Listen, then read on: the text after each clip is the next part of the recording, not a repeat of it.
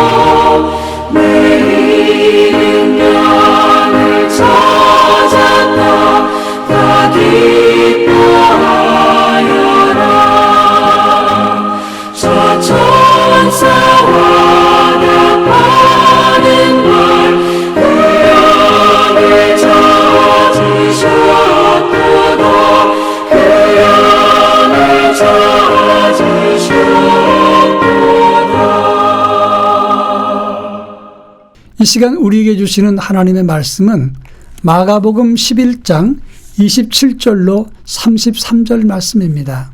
신약성경 마가복음 11장 27절로 33절 말씀을 함께 한 절씩 읽어보겠습니다. 제가 전체를 읽겠습니다. 그들이 다시 예루살렘에 들어가니라. 예수께서 성전에서 거니실 때에 대제사장들과 서기관들과 장로들이 나와 이르되 무슨 권위로 이런 일을 하느냐? 누가 이런 일 할 권위를 주었느냐? 예수께서 이르시되 나도 한 말을 너에게 물으리니 대답하라. 그리하면 나도 무슨 권위로 이런 일을 하는지 이르리라. 요한의 세례가 하늘로부터냐 사람으로부터냐 내게 대답하라. 그들이 서로 의논하여 이르되 만일 하늘로부터라 하면 어찌하여 그를 믿지 아니하였느냐 할 것이니 그러면 사람으로부터라 할까 하였으나 모든 사람이 요한을 참 선지자로 여김으로 그들이 백성을 두려워하는지라. 이에 예수께 대답하여 이르되 우리가 알지 못하노라 하니 예수께서 이르시되 나도 무슨 권위로 이런 일을 하는지 너에게 이르지 아니하리라 하시니라. 아멘. 어제는 예레미야의 부르심과 소명에 대해서 언급을 했습니다. 하나님의 부르심에 대해 순종할 때 우리는 하나님의 의의 도구가 되고 세상을 변화시키거나 이 세상을 심판하실 하나님의 일꾼으로 우리 모두가 사용된다 하는 말씀을 했습니다. 그런데 문제는 우리가 하나님의 의의 도구로 사용될 때에 그때 세상으로부터 도전과 회방과 시비가 항상 있을 수 있다고 하는 것입니다. 오늘 본문은 바로 그것을 말씀해 주고 있습니다. 예수님의 공생의 마지막 부분, 이제 마지막 고난의 시기 화요일날 있었던 일을 다루는 것이 오늘 본문의 내용입니다. 월요일날 성전 청결을 작업하셨던 예수님께서 하나님의 의를 세우시고 잘못된 관행을 바로 잡으셨습니다. 그런데 대제사장과 서기관과 그리고 바리새인들이 예수님께 찾아와서 질문합니다. 네가 무슨 권위로 이런 일을 행했느냐? 누가 이럴 권위를 너한테 주었느냐? 이렇게 시비하면서 질문했습니다. 그때 예수님이 오히려 그들에게 대답을 합니다. 요한의 세례가 하늘로부터냐 아니면 사람으로부터냐? 이렇게 예수님이 그들에게 질문하자 그들은 대답을 잘하지 못했습니다. 당시 세례 요한을 유대인들은 하나님의 선지자로 보았기 때문에 잘못 말하기가 어려웠던 것입니다. 종교 지도자들이 부탁을 했거나 혹은 종교 지도자들한테 훈련받고 세례 요한이 말씀하고 세례를 베풀었던 것이 아니었습니다. 그들은 대답을 못하면서 피했습니다. 그때 예수님도 나도 너에게 대답하지 않겠노라 이렇게 말씀했던 것이 오늘 본문의 내용입니다. 그 당시 산헤드린의 종교 지도자들의 권위는 누구한테 온 것입니까? 그것은 하나님이 그들에게 준 권위가 아니었습니다. 성령의 감동이나 인치심이나 하나님께서 주신 직접적인 권위가 아니라 전통적으로 율법을 가지고 지키면서 자기들이 만든 제도에서 직위를 만들고 그 직위에 있었던 사람들이었던 것입니다. 또 그들은 로마의 세력과 합세해서 로마는 유대인을 억압하고 세금을 걷어가고 그리고 자기들은 종교적으로 백성을 다스리는데 합의했던 것입니다. 이들을 보고 교권주의자라고 이야기를 하는 것입니다. 물론 교권주의라고 하는 것은 다 나쁜 것은 아닙니다. 그러나 이것이 하나님의 사명을 잊고 하나님의 말씀의 본질, 하나님의 뜻에 어긋났을 때 이것은 대단히 큰 고통과 절망을 백성들에게 주는 것이고 하나님 뜻으로부터도 멀어지게 된다고 하는 겁니다. 그렇기 때문에 이들은 하나님 보내신 하나님 아들까지도 거절하고 그리고 시비하는 어리석음을 범했다고 하는 것입니다. 우리 신앙생활도 마찬가지입니다. 교회 생활이 꼭 하나님의 뜻과 일치되는 것은 아닐 수 있습니다. 어떤 교회에 담임 목사님을 뽑는데 그 교회는 그 교인들이 다니는 지역이 있습니다. 그 지역 사람 아니면 안 된다. 이렇게 정해놓고 목사를 선출하는 것을 봤습니다. 이것은 하나님 뜻이 아니라 자기들의 고향 사람들을 세우겠다는 자기들의 뜻이 되는 것입니다. 여러분, 우리 신앙생활은 하나님 뜻에 맞추어서 살아야 된다고 하는 것입니다. 그런가 하면 하나님의 일을 하는 사람은 하나님의 뜻과 하나님의 마음에 하나님의 원하시는 길을 가야 된다고 하는 겁니다. 오늘 본문 29절에서 예수님은 무슨 권위로 이런 일을 하는지 내가 이르리라 이렇게 말씀했습니다. 여러분, 무슨 권위를 말하는 것입니까? 하나님의 아들의 권위로 말한다는 것입니다. 하나님의 일은 하나님이 원하시는 뜻을 따라서 일을 감당해야 된다고 하는 겁니다. 보낸 사람의 뜻을 따르는 것이 올바른 것이다 그런 말입니다. 한국교회사를 읽어보면 한국교회가 신사참배하는 큰 우를 범했던 그런 내용들이 나와 있습니다. 그 당시 일제 36년 기간에 일제는 이 땅을 침탈해서 엄청난 억압을 했습니다.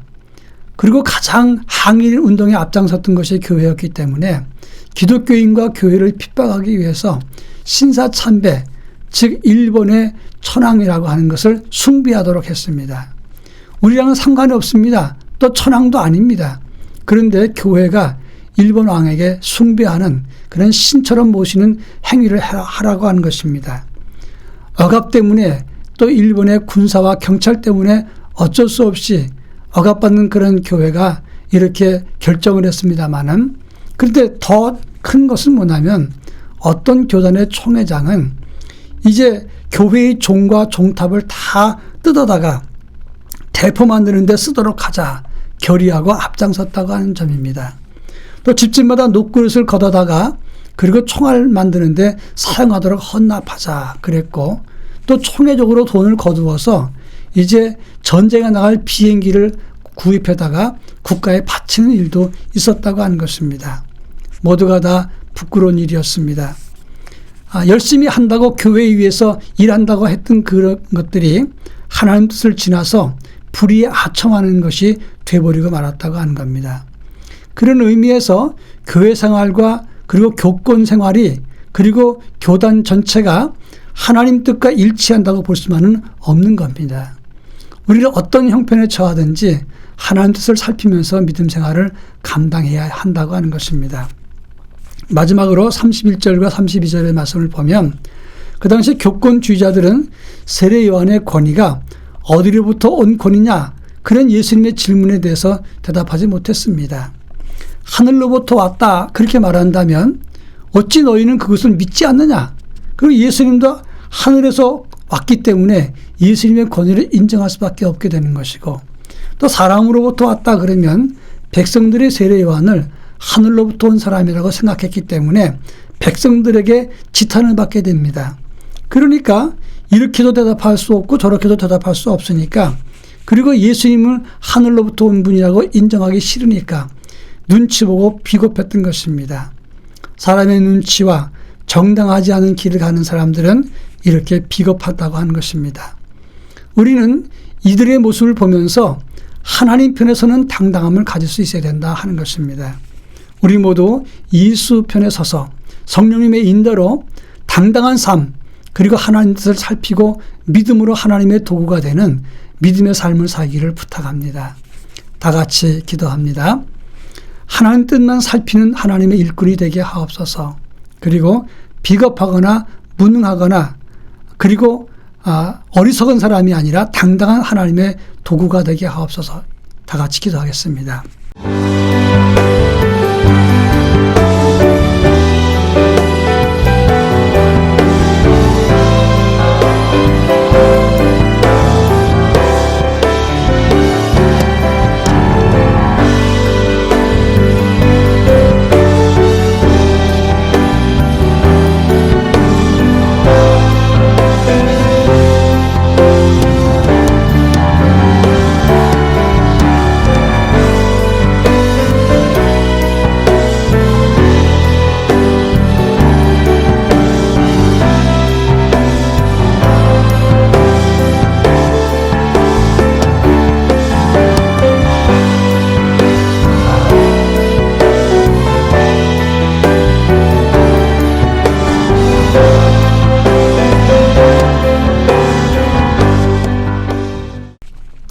사랑 많으신 하나님 아버지, 저희를 하나님의 도구로 일꾼으로 삼아주심을 감사합니다. 하나님께서 부르신 그 큰 은혜를 기억하고 당당하고 담대한 삶을 살되 하나님 뜻만 살피는 아버지의 자녀들 되게 하옵소서.